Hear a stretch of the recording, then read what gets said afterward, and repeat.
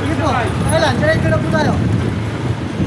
Ayun nga naman po ang ating mga MTPB para magsabi nga rin po sa mga pasahero na libreng sakay handog ng ating butihing Yorbe Mayor Isko Moreno. Laking kagaanan and good news nga rin po sa ating mga driver dahil kanina po nag-live po ang ating Yorme na sinabi po merong dagdag na 500 instead of 3,000, 3,500 na po ginawa ni Mayor Isko Moreno dahil sa pamahal ng pamahal ang gasolina.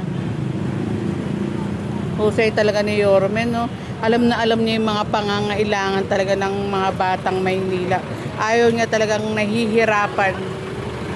Salamat din po sa ating mga MTPB Motorcycle Unit na nandyan po para magpaalala rin po at nakabantay nga rin po sa pasahero at mga driver.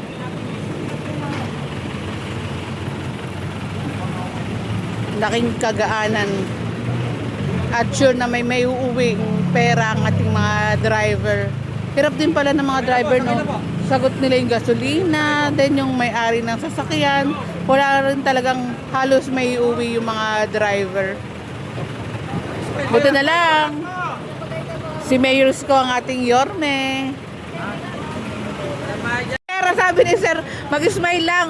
Smile lang, bayad na. Bayad na. Sukli pa. May sukli pa. Salamat din sa ating mga MTPB.